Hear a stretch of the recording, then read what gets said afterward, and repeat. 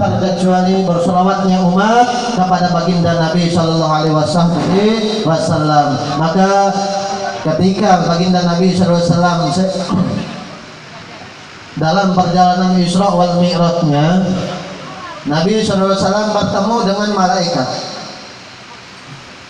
Satu malaikat ini membuat Rasulullah heran.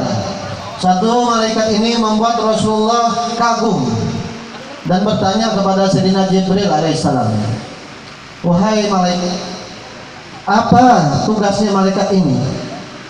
Dia memiliki 1000 tangan dan tiap tangan memiliki 1000 jari. Apa tugasnya malaikat ini sehingga Allah mengaruniakan tangan yang begitu banyak, jari yang begitu banyak? Maka malaikat Jibril mengatakan, ya Rasulullah, malaikat ini bertugas hanya menghitung air tetesan hujan yang turun dari langit ke muka bumi. Tugasnya hanya itu dari Allah. Jadi malaikat ini nggak ada tugas lain. Tugasnya hanya satu, menghitung tiap tetesan hujan yang turun dari zaman Nabi Allah Adam, dari zaman sebelum Adam diciptakan sehingga sampai nanti yaumil kiamah. Tugasnya cuma itu. Kaget Rasulullah. Masya Allah, ini malaikat pintar berarti, cerdas berarti. Dipanggil sama Rasulullah SAW. Ditanya oleh baginda Nabi, wahai malaikat, apakah engkau mengetahui berapa jumlah hujan yang turun? Maka malaikat ini menjawab, demi Allah ya Rasulullah, demi Tuhanku yang telah menciptakan kamu, aku mengetahui berapa jumlah tetesan hujan yang turun dari semenjak bumi ini, alam semesta ini diciptakan sampai nanti yaumil kiamah. Bahkan aku bisa mengetahui berapa jumlah tetesan hujan yang turun di gunung-gunung, di rawa-rawa, di lautan, bahkan di tempat yang manusia belum pernah kunjungi sekalipun. Aku mengetahuinya dengan persis berapa jumlahnya dan tidak pernah meleset hitunganku walaupun satu kali. Tapi walaupun begitu ya Rasulullah, aku memiliki kekurangan, aku memiliki kelemahan. Tambah heran Rasulullah, apa kekuranganmu, apa kelemahanmu wahai malaikat? Engkau dikarunia oleh Allah begitu cerdas, begitu banyak kecepatanmu. Maka malaikat ini mengatakan, walaupun aku bisa menghitung berapa jumlah tetesan hujan yang turun ke muka bumi, tapi aku memiliki kelemahannya Rasulullah. Apa kelemahanmu wahai malaikat? Kelemahanku adalah kalau ada kaum umatmu berkumpul di satu tempat, umatmu berkumpul di satu tempat dan dia bersolawat kepadamu, menggemuruhkan namamu, menyampaikan salam hormatnya kepadamu, maka pada saat itu aku tidak bisa menghitung berapa jumlah yang keberkahan yang Allah turunkan umatmu, berapa jumlah ampunan yang Allah turunkan untuk umatmu, berapa jumlah Allah turunkan derajat untuk dinaikkan oleh umatmu. Aku tidak bisa menghitungnya. Ampunan yang Allah turunkan untuk umatmu ketika umatmu berkumpul di satu tempat hanya untuk bersalawat kepadamu, pada saat itu aku tidak bisa menghitungnya, karena begitu banyak, mengalahkan banyaknya air hujan yang turun dari langit ke muka bumi. Shallu ala Nabi. Jadi orang yang kumpul kayak kita gini bersalawat sama Rasulullah, nggak ada ruginya, nggak ada ruginya sedikit pun. Walaupun Rasulullah tidak perlu salawat dari kita. Rasulullah, walaupun kita semua ini seluruh dunia tidak ada yang bersalawat kepada Rasulullah, tetap tidak menurunkan derajatnya Rasulullah. Allah sudah bersalawat terlebih dahulu sebelum kita bersalawat. Maka Allah perintahkan salawat setelah Allah mengerjakan salawat kepada baginda Nabi. Perhatikan bunyi ayatnya. Innallaha wa malaikatahu yusholluna 'alan nabi. Sesungguhnya Allah dan para malaikat bersalawat kepada baginda Nabi. Sebelum Allah perintahkan, Allah sudah mengerjakan dulu salawat kepada baginda Nabi. Tapi ibadah-ibadah yang lain, tidak itu sholat, tidak itu puasa, tidak itu zakat, tidak itu haji, tidak itu sedekah, Allah tidak pernah mengerjakan amal ibadah tersebut terkecuali yang Allah kerjakan hanya bersalawat kepada kekasihnya Sayyidina Muhammad. Maka kita yang kumpul di sini memperingati hari kelahiran baginda Nabi, orang-orang pilihan, orang-orang yang diridhoi oleh Allah Subhanahu wa taala. Kita tidak diridhoi oleh Allah, maka tidak akan bisa sampai kita di majelis yang mulia ini, betul? Maka inilah salah satu bukti ridhonya Allah kepada kita, masih diizinkan lisan kita untuk bergemuruh berselawat kepada kekasihnya Sayyidina Muhammad. Dan tidak ada ruginya orang yang berselawat kepada Rasulullah. Kenapa? Di dalam kitab Mukasyafatul Qulub di situ diriwayatkan bahwa ada seorang pemuda yang begitu banyak ibadahnya, begitu banyak catatan amal ibadahnya. Hanya pemuda ini mempunyai kekurangan. Kekurangan pemuda ini kalau diajak berselawat kepada Rasulullah enggan untuk melakukannya, karena dia memiliki pemikiran berselawat kepada Rasulullah, berkumpul di satu tempat berselawat kepada Rasulullah itu merupakan perbuatan yang tidak pernah dianjurkan oleh baginda Nabi Shallallahu Alaihi Wasallam, dan tidak pernah dikerjakan oleh Nabi Shallallahu Alaihi Wasallam, dan tidak pernah dikerjakan waktu zaman Nabi Shallallahu Alaihi Wasallam. Jadi kalau dikerjakan sekarang namanya bid'ah. Maka pada suatu hari dia bermimpi berjumpa sama Rasulullah Sallallahu Alaihi Wasallam. Di dalam mimpinya dia memanggil nama Rasulullah, ya Rasulullah, Assalamualaikum ya Rasulullah, Assalamualaikum ya Rasulullah. Rasulullah diam. Rasulullah tidak mau melihat wajah ini anak muda. Dia terus mengejar sehingga Rasulullah balik badan bertanya, siapa engkau wahai anak muda? Kaget pemuda ini. Pemuda ini mengatakan, ya Rasulullah, bagaimana engkau tidak mengenalku? Seluruh ulama mengatakan bahwa Rasul Sallallahu Alaihi Wasallam mengenal umatnya bagaikan ibu kandung mengenal anaknya. Kenapa engkau tidak mengenalku ya Rasulullah? Maka Rasulullah mengatakan, wahai anak muda, ucapan ulama itu benar, tetapi masalahnya aku tidak mengenalmu karena aku tidak pernah menerima catatan salam darimu. Karena Rasul ada satu malaikat yang tugasnya itu hanya menyampaikan kepada Rasul Sallallahu Alaihi Wasallam siapa saja orang yang pada hari ini bersalawat kepada Rasulullah, siapa saja orang yang pada hari ini menyampaikan salam hormatnya kepada Rasulullah, terkecuali hari Jumat. Pada hari Jumat malaikat ini libur. Kenapa? Karena sholawat yang kita baca pada hari Jumat langsung sampai kepada baginda Nabi tanpa perantara siapapun. Maka Nabi mengatakan pada anak muda ini, karena aku mengenal umatku tergantung dari berapa banyak sholawat yang dia sampaikan kepadaku. Begitu bangun dari tidurnya dia berjanji sama dirinya. Dia berjanji bahwa dia akan bersolawat kepada Rasulullah sehari tidak kurang dari 100 sholawat. Dia berjanji sama Rasulullah, dia kerjakan janjinya ini. Setelah bertahun-tahun dia mimpi lagi oleh Rasulullah, bertemu lagi oleh Rasulullah, dan Rasulullah mengatakan kepadanya, sekarang aku telah mengenalmu akibat sholawat yang engkau baca sampai kepadaku. Maka nggak ada ruginya orang yang bersolawat sama Rasulullah, nggak ada ruginya. Ingat, Rasulullah SAW adalah orang yang paling sibuk nanti mencari kita di yaumil kiamat. Kalau nanti pada hari itu kita nggak bisa mendengar panggilannya Rasulullah, kita tidak bisa jumpa oleh Rasulullah, wajah ini tidak bisa memandang wajahnya Rasulullah, maka selama-lamanya kita tidak bisa bersama Rasulullah. Maka Rasulullah mengatakan, wailul man lam yarani yaumal qiyamah, rugi orang yang tidak bisa berjumpa denganku pada hari yaumil kiamat. Kenapa? Karena itu menjadi perjumpaan yang terakhir oleh Sayyidina Muhammad. Kalau pada hari itu kita bisa jumpa kepada Sayyidina Muhammad, maka selama-lamanya kita akan bersama dengan Sayyidina Muhammad. Tapi kalau pada hari itu nanti di yaumil qiyamah kita tidak bisa memandang wajah Sayyidina Muhammad, kuping ini tidak bisa mendengar panggilan Sayyidina Muhammad, tangan ini tidak bisa menggenggam tangannya Sayyidina Muhammad, maka selama-lamanya kita tidak akan bisa duduk bersama Sayyidina Muhammad. Maka caranya Rasulullah kasih tahu ada 4 cara Rasulullah mengenal umatnya. Pertama, salah satunya yaitu Rasulullah mengenal umatnya dari catatan yang diterimanya. Kalau nanti kita menerima catatan amal kebaikan kita dari tangan kanan, berarti itu umat Sayyidina Muhammad. Kalau yang kedua, ada tanda bekas sujud di jidatnya, bekas tanda sujud. Bukan berarti nanti habis balik dari sini nanti subuh sujud di batu kerikil biar bertanda. Ada tanda bekas sujud di wajahnya.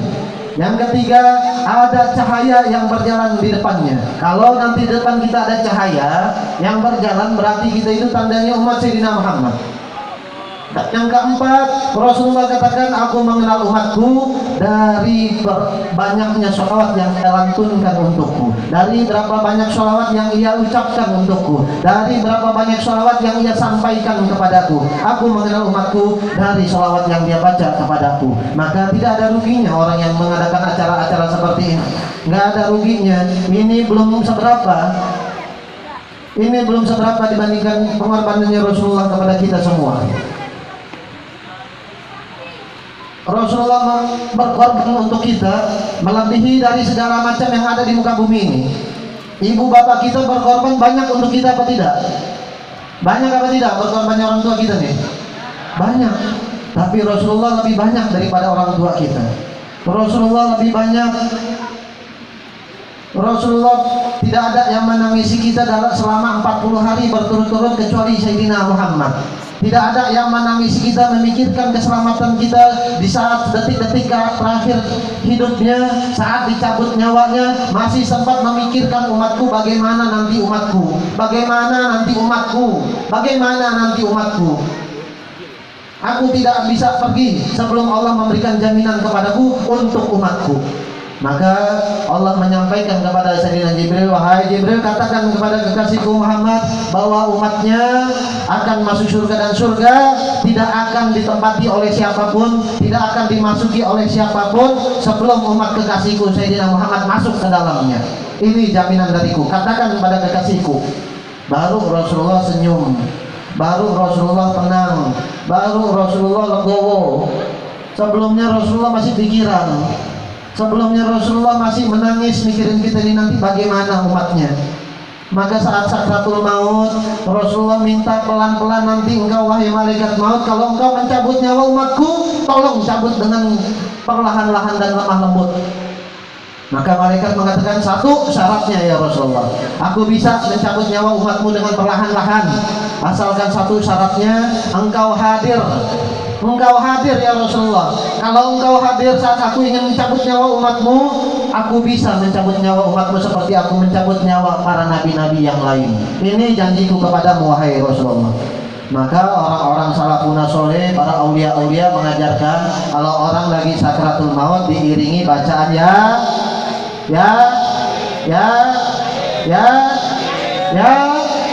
Yasin. Siapa Yasin? Yasin ini tidak lain tidak bukan, Yasin adalah Sayyidina Muhammad. Rasulullah di langit dikenal dengan nama Ahmad, turun ke muka bumi dikenal dengan nama Muhammad, dikenal dengan nama Maulana, dikenal dengan nama Toha, dikenal dengan nama Tohir, dikenal dengan nama Yasin, dikenal dengan nama Yasir. Banyak nama-namanya Rasulullah SAW. Maka orang bacain Yasin kalau lagi sakratul maut. Kenapa? Berharap Rasulullah hadir di situ. Kalau Rasulullah udah hadir saat kita sakratul maut, berarti dakhal jannah.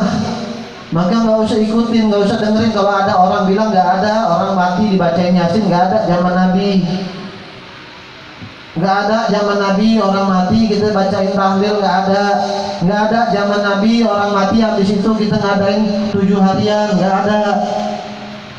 Apa yang udah diajarkan oleh orang tua kita bersanad kepada salafun soleh, yang dia bawa ajarannya ini kepada lisan-lisan yang mulia para jamil wali songo, sehingga sampai kepada para guru-guru kita dan orang tua kita, sehingga sampai kepada kita semua ini. Jangan pernah dirubah dengan ajaran-ajaran yang baru kita dengar, jangan dirubah dengan ajaran-ajaran yang baru kita tahu. Ikutin ajaran-ajaran terdahulu yang dibawa lisan yang mulia, dari mulai Sayyidina Abu Bakar As-Siddiq, dibawa dan dilanjutkan oleh Sayyidina Umar bin Khattab, dilanjutkan oleh Sayyidina Utsman bin Affan, dilanjutkan oleh Sayyidina Ali bin Abi Thalib, terus kepada Sayyidina Muhajirillah Ahmad bin Isa, Sayyidina Baqir Muqaddam Muhammad bin Ali Ba'alawi, Sayyidina Habib Abdurrahman bin Muhammad As-Saqqaf, dan para sampai ketemu kepada para jamil wali songo dan para kiai-kiai di tanah Jawa, sampai kepada orang tua kita dan kepada kita yang hadir pada malam hari ini. Itu ajaran-ajaran yang berlandaskan kepada ajaran Sayyidina Muhammad.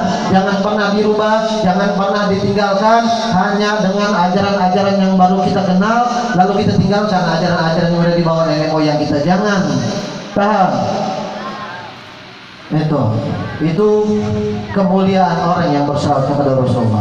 Berikutnya kemuliaan orang yang bersalawat kepada Rasulullah. Ini dengerin baik-baik. Jadi kalau ada orang nanti manfaatnya apa bersalawat sama Rasulullah bisa jawab. Kemuliaan orang yang bersalawat kepada Rasulullah berikutnya yaitu datang kepada Rasulullah pertama malaikat Jibril alaihissalam. Malaikat Jibril mengatakan, ya Rasulullah, ya Rasulullah, ya Rasulullah, aku memberi jaminan kepada umatmu yang bersalawat kepadamu sehari tidak kurang dari 10 kali sholawat. Apa jaminannya wahai Jibril alaihissalam? Jaminanku untuk umatmu ya Rasulullah yang bersalawat kepadamu 10 kali dalam sehari, aku yang akan menggandengnya melewati Shiratal Mustaqim, dan dia akan melewati Shiratal Mustaqim bagaikan halilintar yang menyambar. Ini jaminan dariku Jibril alaihissalam. Datang malaikat kedua, malaikat Mikail alaihissalam. Ya Rasulullah, ya Rasulullah, aku memberikan jaminan kepadamu bagi umatmu yang bersalawat kepadamu tidak kurang dari 10 salawat dalam sehari. Aku akan memberi jaminan kepadanya bahwa akulah nanti yang akan memberi dia minum saat nanti di padang mahsyar. Ketika dia kehausan, aku yang akan memberinya minum dari sungai telagamu ya Rasulullah. Ini jaminan dariku Mikail alaihissalam. Datang malaikat ketiga, Israfil alaihissalam. Israel alaihissalam, wahai Rasulullah, aku memberikan jaminan kepadamu, orang dari umatmu, barang siapa dari kalangan umatmu berselawat kepadamu dalam sehari tidak kurang dari 10 kali, maka aku memberi jaminan aku akan mencabut nyawanya dengan penuh kasih sayang dan lemah lembut bagaikan aku mencabut nyawa para anbiya wa rasul. Ini jaminan dariku wahai Rasulullah. Malaikat terakhir datang, malaikat Israfil. Ya Rasulullah, aku memberikan jaminan kepadamu, barang siapa dari umatmu yang dalam sehari tidak kurang dari 10 sholawat, aku memberikan jaminan kepadanya ya Rasulullah. Aku Israfil alaihissalam akan sujud di hadapan Allah SWT dan tidak akan aku angkat kepalaku sebelum Allah mengampuni orang tersebut. Maka ketika Allah sudah mengampuni orang tersebut, baru aku bangun dari sujudku. Tapi sebelum Allah mengampuni orang tersebut, aku tidak akan pernah bangun dari sujudku untuk memohonkan ampun bagi umatmu yang bersalawat kepadamu. Itu jaminan dariku ya Rasulullah. Israfil alaihissalam. 4 malaikat ini memberikan jaminan langsung kepada baginda Nabi Shallallahu Alaihi Wasallam bagi barang siapa saja dari antara umat-umatnya Rasulullah yang gemar dalam lisannya bersalawat kepada Rasulullah, yang hatinya selalu cinta kepada Rasulullah, rindu akan berjumpa dengan Rasulullah, maka malaikat ini memberikan jaminan. Dan di samping itu Rasulullah SAW mengatakan, waqala Nabi Muhammad sallallahu alaihi wasallam, man shalla alayya sholatan wahidatan sallallahu alaihi biha asra. Barang siapa yang bersalat kepadaku 1 kali, maka Allah akan mengangkat dia punya derajat 10 kali lipat. Allah angkat dia punya kesusahan 10 kali lipat. Allah angkat dia punya derajat 10 kali lipat. Allah angkat dia, berikan dia punya kebaikan 10 kali lipat. Dan Allah akan mengganti sholawatnya 10 kali lipat. Itu yang diucapkan oleh Nabi kita baginda Nabi Sallallahu Alaihi Wasallam. Dan barang siapa yang bersolawat kepadaku, maka dialah yang akan nanti layak bersama-sama denganku di surganya Allah Subhanahu wa Ta'ala. Jadi nggak ada ruginya hadirin. Orang yang bersolawat kepada Rasulullah itu nggak ada ruginya. Begitu juga panitia yang mengadakan acara-acara seperti ini, yang menjadi sahibul fadilah, yang menyebabkan kita berkumpul di tempat ini. Maka kita doakan seluruh panitia-panitia dan donatur-donatur yang telah membantu terlaksanaan tabligh akbar ini. Mudah-mudahan Allah Ta'ala angkat derajatnya, amin. Allah Ta'ala ampuni dosa-dosanya, amin. Allah angkat derajatnya, Allah ampunikan hajat-hajatnya, Allah matikan dalam keadaan husnul khatimah dan dikumpulkan bersama baginda Nabi Muhammad sallallahu alaihi wasallam. Tidak ada ruginya. Dan kenapa memperingati hari kelahiran Nabi?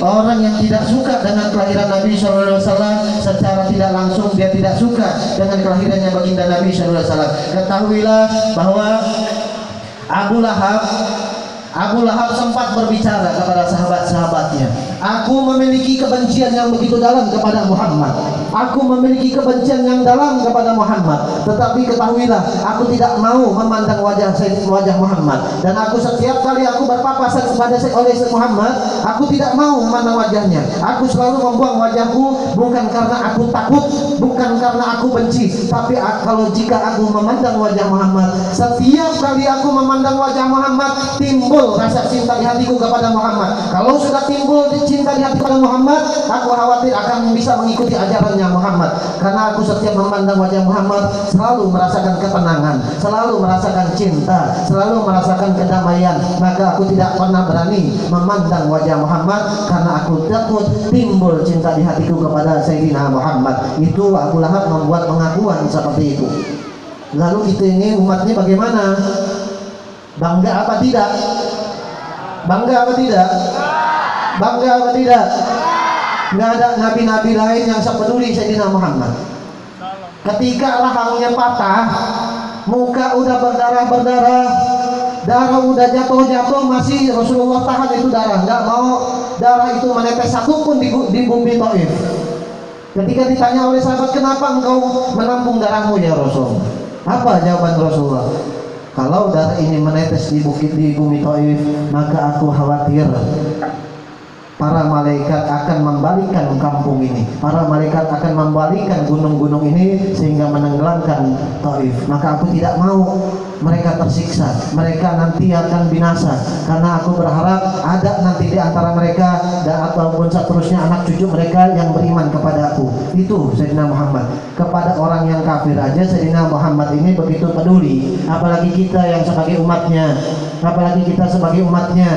Maka ketika ada umat Rasulullah melakukan dosa kepada Allah, durhaka kepada Allah, maka ketahuilah di mana ada umat yang membuat durhaka kepada Allah, maka pada saat itu Rasulullah SAW sedang sujud di hadapan Allah, berdoa, ya Allah ampuni umatku yang sedang berbuat maksiat itu. Dia tidak tahu apa yang dia lakukannya itu dosa, apa yang dia lakukannya itu salah, dia tidak sadar. Ya Allah, mohon ampuni dia ya Allah, aku kekasihmu yang memohon untuk umatku, maka aku mohon ya Rasulullah, ya Allah ampuni umatku yang sedang berbuat dosa ini. Maka apa jawaban Allah? Karena engkau wahai kekasihku Muhammad, aku ampuni umat-umatmu tanpa terkecuali.